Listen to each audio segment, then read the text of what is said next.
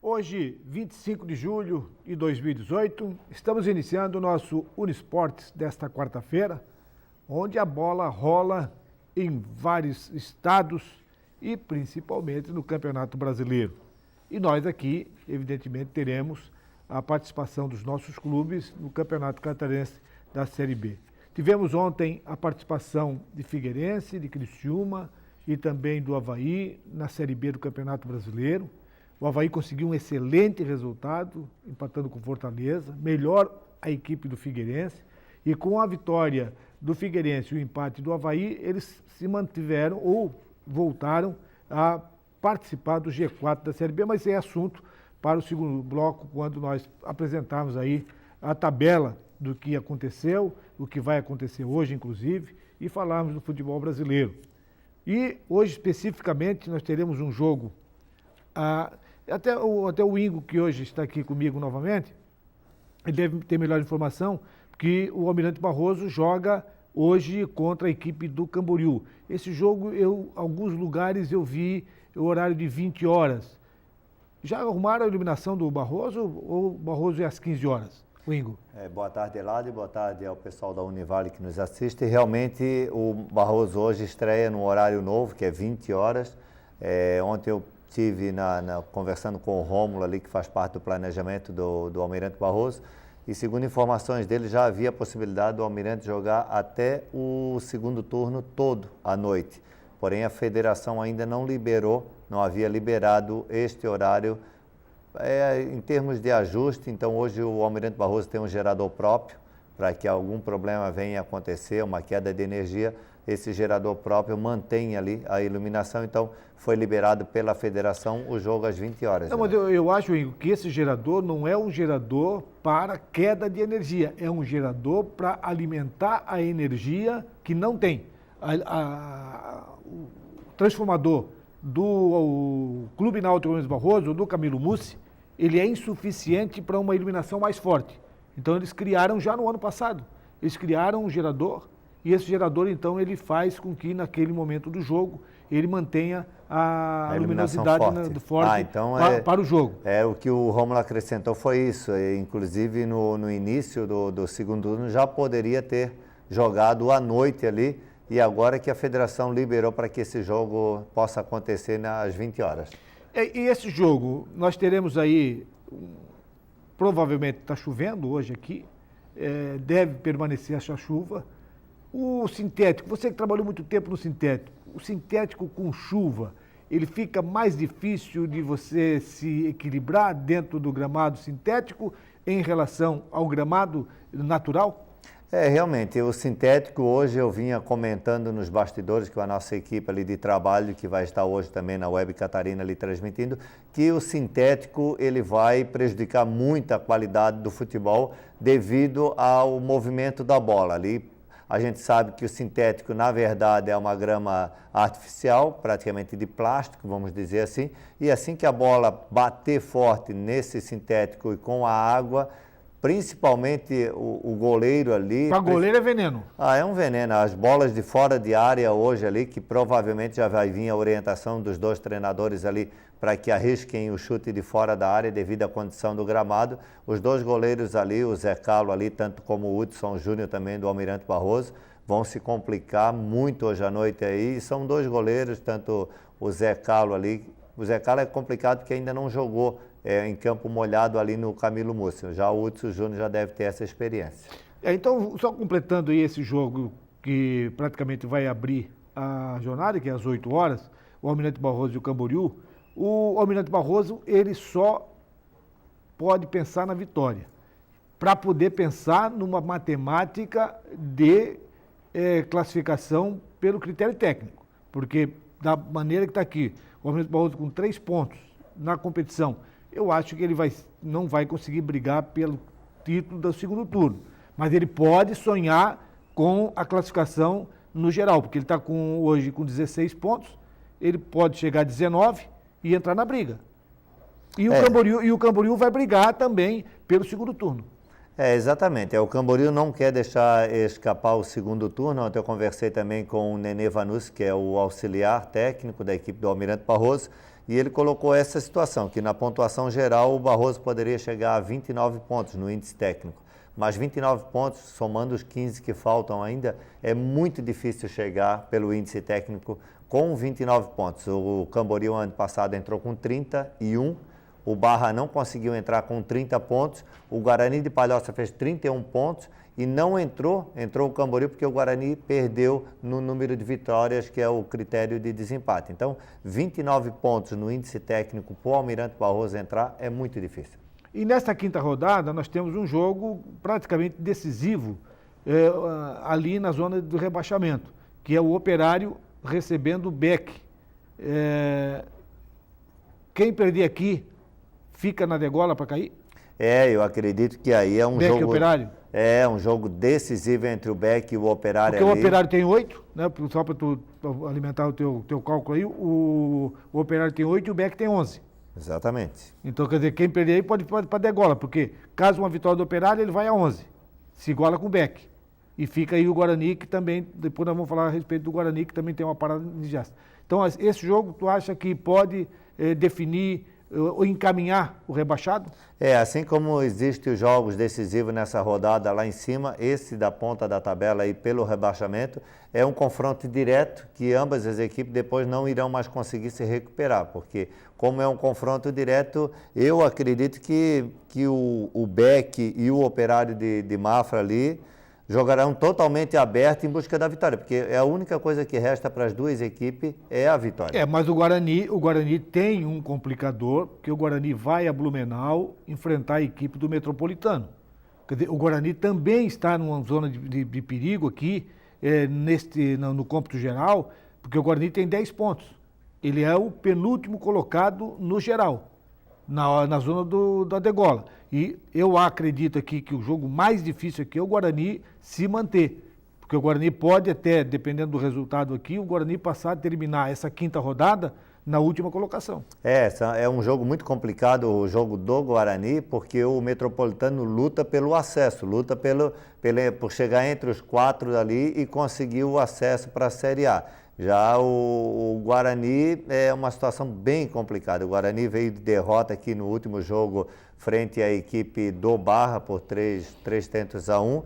E contra o Metropolitano, sinceramente, acho assim, será muito difícil uma vitória do Guarani. Acredito que é mais um que vai se juntar ao BEC e ao Operário de Mafra ali na luta contra o rebaixamento.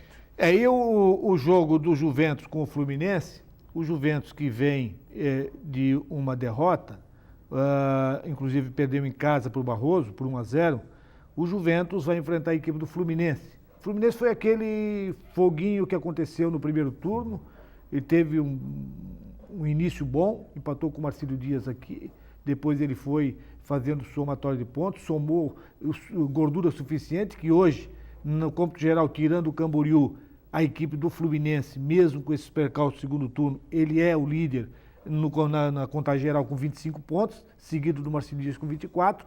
Então, o Fluminense vai enfrentar o Juventus. O Juventus joga em casa. É o segundo jogo em casa. Se o Juventus perder, dá adeus. O Juventus é outro que está nesse risco também, no caso do acesso por índice técnico, ali chegar no máximo a 30 pontos. Então, está no limite da situação, é vencer, porque se o Juventus hoje, no mínimo, o empate lá na cidade de Jaraguá do Sul, já vai dar adeus ao acesso e vai jogar para ficar entre os intermediários ali da tabela. Agora, o grande jogo dessa rodada, até eu digo grande jogo, porque o líder vai estar em campo, que é o Marcílio Dias, que lidera esse segundo turno, vai enfrentar o Barra, que vem queimando pneu aí, como diz na Fórmula 1, fazendo as curvas com correção, e vem chegando junto, vem se aproximando, e o Barra vai ser uma pedreira. Esse jogo vai ser na quinta-feira, e esse jogo vai ser à tarde porque o Barra não quer pagar a eliminação? Não, é que realmente o contrato do Barra com o Almirante Barroso ainda não havia essa possibilidade do Barra poder jogar à noite. Então, a partir do segundo turno é que o Almirante Barroso havia a possibilidade de jogar à noite, queria jogar à noite. Mas o Barra, a princípio, hoje de manhã tivemos lá no CT lá do Barra fazendo matéria, conversando com o pessoal e pelo que eu notei, o Barra não tem interesse em jogar à noite, não. É claro que haveria o público, haveria renda, mas pelo que eu vi, o Barra talvez teria que acrescentar algo a mais no contrato financeiro. Né? Mas eu já penso diferente. Eu já penso o seguinte, o Barra, em termos de público, ele não tem ainda o seu público ainda, não firmou o seu público ainda. O Barra iria acumular despesa, porque o Barra jogando de uma forma à tarde, ele não vai ter o prejuízo da iluminação, que não é barato você colocar um sistema desse de iluminação para trabalhar para um jogo de 90 minutos. Eles alegam também, assim, na parte da tarde, o prejuízo deles é levar a torcida ao estádio. Então, torcedor que sai no meio da tarde, lá da Barra, lá de Balneário, para vir a Itajaí, o jogo termina praticamente 5 horas da tarde aqui, e aí até sair do estádio, até pegar esse retorno a Balneário Camboriú, é muito complicado o torcedor do Barra vir no meio da semana, 3 horas da tarde, e dar uma força para a equipe aqui em Itajaí. Bom, nós estamos encerrando esse bloco aqui, mas ainda antes de encerrar esse bloco, para depois nós complementarmos na volta, o Marcílio Dias tinha vários desfalques. O Marcílio Dias vai ter desfalques para esse jogo? Ele tem o Feitosa, que vai cumprir suspensão automática pelo cartão que tomou aqui, o terceiro cartão amarelo aqui em Itajaí, frente ao Beck, mas teve uma ótima notícia ontem do Abner, o Abner que teve o julgamento ontem à noite e ele era reincidente e ele acabou sendo absolvido. Então o Abner está à disposição do técnico. Então, o Abner, aquela expulsão que ele teve no jogo, foi expulsão por cartão amarelo, segundo cartão amarelo. O árbitro achou que ele simulou o pênalti e acabou dando o cartão amarelo e depois teve o lance também da segunda expulsão dele, que foi uma agressão que não se concretizou e aí o advogado tem os seus méritos lá e conseguiu absolver o Abner na noite de ontem e colocar em condição para o técnico Vaguinho. Bom, nós vamos ao intervalo e na sequência vamos voltar concluindo então o assunto do Marcílio Dias com o Barra. Esse jogo está programado para amanhã. Amanhã vamos voltar a falar sobre esse jogo e também da rodada que vai acontecer hoje. São 4 jogos hoje e um jogo somente amanhã. Nós vamos ao intervalo e voltamos em seguidinha.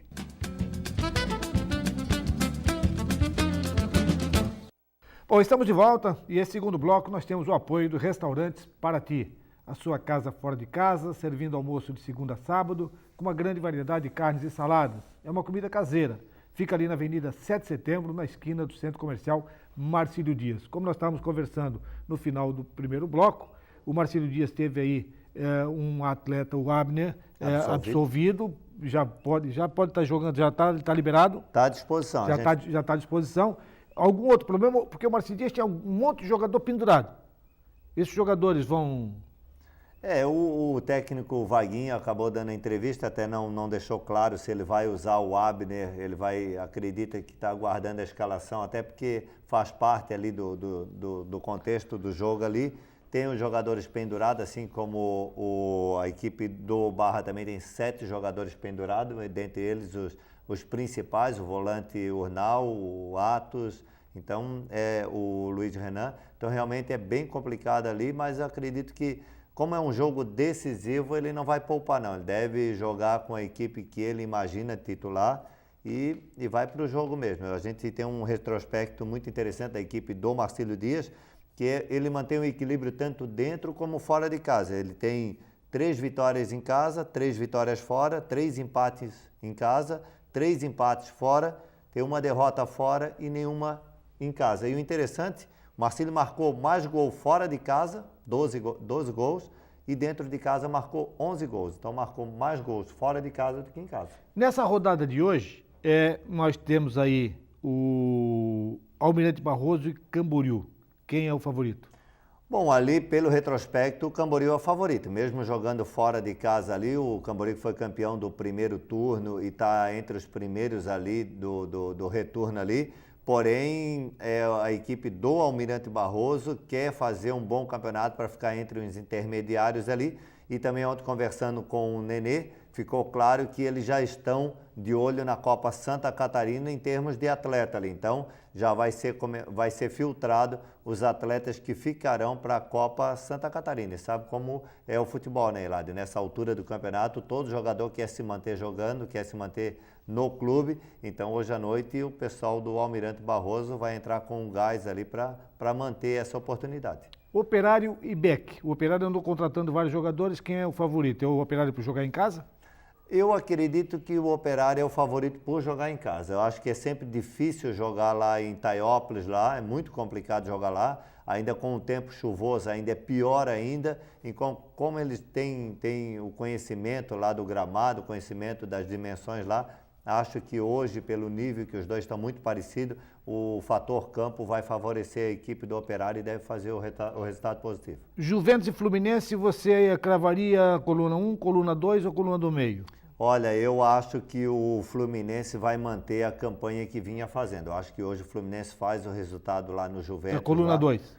Coluna 2, como dizia a Zebrinha lá, coluna 2 ali, eu acho que o Juventus vai acabar sendo surpreendido pela equipe do Fluminense. E Metropolitano Guarani, o favoritismo é Metropolitano para jogar em casa? Disparado Metropolitano por estar jogando em casa, por estar empolgado com a competição. E nesse momento eles têm o apoio total da direção, de patrocinadores, até porque o acesso para o Metropolitano é algo assim que é como o nosso Marcílio diz, o Metropolitano, eles merecem estar na Série A, assim como o Marcílio, são equipes grandes. Até porque nós estamos aí na 5ª rodada e já estamos na contagem regressiva para o desfecho dos clubes que vão brigar para subir e também os clubes que vão estar lutando para não cair para a Série C do Campeonato Catarinense. O Ingo, também o Itajaí está participando dos joguinhos abertos que está sendo realizado em Curitibanos. Como é que está a participação de Itajaí nessa competição? Eladio, exatamente. O pessoal tem acompanhado a gente através da emissora, através das rádios aí. Em Curitibano, os joguinhos acontecem de 16 a 28 de julho. E Itajaí ontem teve uma recuperação muito boa no futsal masculino. Itajaí que havia... na verdade, ele foi surpreendido pela equipe de Quilombo, né? Que quando tu fala na cidade de Quilombo lá, tu não tem muita noção do futsal lá, mas às vezes eles são muito fortes lá no oeste, nessas regiões aí, Marcílio, desculpe, o Itajaí tinha perdido por 4-3 para Quilombo, e ontem o futsal do Itajaí venceu a equipe de Lages por 4-3, o mesmo resultado que assim havia perdido, venceu, e a colocação ficou Blumenau em primeiro, Joinville em segundo, Balneário Camboriú em terceiro, quarto lugar Tubarão, Itajaí ocupa a 5ª colocação, e a gente espera essa reta final dos joguinhos, que geralmente Itajaí costuma somar muito pontos. Termina no final de semana? Na reta final. Final de semana termina os joguinhos lá na cidade de Curitibanos. Então agora nós vamos à tabela do Campeonato Brasileiro, Campeonato Catarinense, vamos ver o que está acontecendo, o que aconteceu no futebol neste Brasilzão. Vamos lá? No Campeonato Brasileiro da Série B, jogos da terça-feira, Brasil de Pelotas 2, Boa Esporte 0, Figueirense 2, Vila Nova 1, Goiás 0, Curitiba 1, Londrina 3, Oeste 0, Ponte Preta 0, Juventude 1, CRB 0, Criciúma 0, péssimo resultado para o Criciúma, mesmo jogando fora, Paysandu 1, Guarani 0, São Bento 2, Sampaio Correia 1, Fortaleza 1, Avaí 1, 2 gols de pênalti. Gol de pênalti para Fortaleza, gol de pênalti para a equipe do Avaí. A classificação da Série B, após a 17ª rodada, o Fortaleza vai liderando com 31 pontos, seguido do CSA em segundo com 30, Figueirense está na terceira com 28, Avaí no quarto com 27, depois vem com 27 também Vila Nova, Atlético Goianiense e Curitiba com 27, Ponte Preta na 8ª colocação com 24, seguido por Goiás também 24 e Juventude também com 24 na 10ª posição. A 11ª posição, Guarani 23, Oeste 22, Paysandu 21, São Bento 21, Londrina 20, CRB é o 16º com 19. Na zona de rebaixamento, Brasil de Pelotas 18, Criciúma 17, Sampaio Correia 16 e Boa Esporte 10. No Campeonato Catarinense da Série B, teremos a 5ª rodada iniciando hoje, nesta quarta-feira. O Operário de Mafra vai receber a equipe do Blumenau. O Juventus pega a equipe do Fluminense. Metropolitano vai jogar contra a equipe do Guarani de Palhoça. E o Almirante Barroso joga em casa contra o Camboriú. Jogo confirmado para as 20 horas.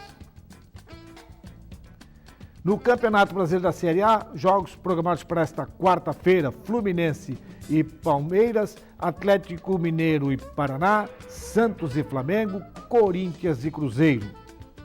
E depois, está estranhando sim, só esses jogos? É porque nós temos também a Copa Sul-Americana, que teremos a participação hoje da equipe do Vasco da Gama pegando o LDU. Também hoje o Bahia vai pegar a equipe do Cerro Porteño. E amanhã o Atlético Paranaense pega a equipe do Peñarol. E os outros times que vão jogar no Campeonato da Sul-Americana, por isso não estão nesta rodada. E o Vasco, que já tem um jogo atrasado, vai ficar com mais um jogo atrasado. A rodada de hoje, o Flamengo vai manter a liderança? É o objetivo. Porque o São Paulo tá no calcanhar, né? O São Paulo no calcanhar é o objetivo do Flamengo, né? O Santos, que não vive um bom momento, acabou de dispensar o seu técnico ali, a torcida está totalmente satisfeita com o Gabigol. Só um detalhe, você militou no futebol muito tempo como professor de escolinha de futebol. Essa mudança de técnico, às vezes até o James fazia essa pergunta para mim hoje aqui, se a mudança do treinador vai... no futebol brasileiro, às vezes a simples mudança do treinador, o treinador nem viu o time, ele mudou, o time parece que joga de uma forma extraordinária. Você acha que vai acontecer isso com o Santos hoje? Pode... Porque é o interino que vai ficar, né? Vai ser o Chulapa que vai assumir o interino ali da equipe. De novo o Chulapa? O Chulapa é o eterno. É o eterno lá. Então ele vai assumir hoje a equipe do Santos e a gente conhece muito bem o perfil do Chulapa, o pessoal que viu ele jogar e sabe como ele era fora de campo também na atuação ali. É um cara que fala grosso, fala forte ali. E é aquele negócio, né, Eladio? O futebol mais vale mudar um do que mudar 11, né? O clube pensa dessa forma. Se tiver que mandar 11 embora, ele manda um e tenta resolver da situação. Eu trabalhei muito tempo nisso e consegui alguns resultados importantes e falo para ti que o lado psicológico do jogador, da equipe, o lado psicológico, ele funciona muito, até muitas vezes ele é até principal fator do que o condicionamento físico, do que o tático, o técnico, o psicológico, ele praticamente faz o resultado no futebol, eu acredito nisso. Só que nós estamos no finalzinho desse nosso programa, a participação dos nossos clubes na Sul-Americana. Nós temos aí 6 equipes que passaram para a segunda fase. O Vasco vai enfrentar a LDU, esse jogo é hoje, e o Bahia também pega o Cerro Porteño hoje também, amanhã o Atlético Paranaense. Estão Vasco, Botafogo, Bahia, Atlético Paranaense, São Paulo e Fluminense. Quem tem mais pedigree aqui para seguir em frente? Olha, pela situação, São Paulo hoje é o principal, né, nessa São Paulo pontuação. vai pegar o Colo-Colo. O São Paulo hoje no Campeonato Brasileiro, né, na Sul-Americana, acredito que é o principal ali. Já o Vasco, eu vejo que depois que saiu da Libertadores, é um campeonato principal aí para que o Vasco consiga também ótimos resultados. A equipe do Vasco vem se reestruturando, acredito que deva ser uma equipe que vai longe nessa competição. Até porque é o jogo de ida, né? Exatamente. Esse é o primeiro jogo. Então, depois tem o segundo jogo. Por exemplo, o Vasco joga no dia 25, joga no dia 9 do 8. O Botafogo joga no dia 1º, no dia 16 do 8. O Bahia joga no dia 25 hoje e no dia 8 do 8. O Atlético Paranaense joga no dia 26 e joga no dia 7 do 8. São Paulo joga no dia 2 do 8 e dia 16 do 8. E o Fluminense joga no dia 2 do 8 e 16 do 8. Então, essa é a participação dos nossos clubes.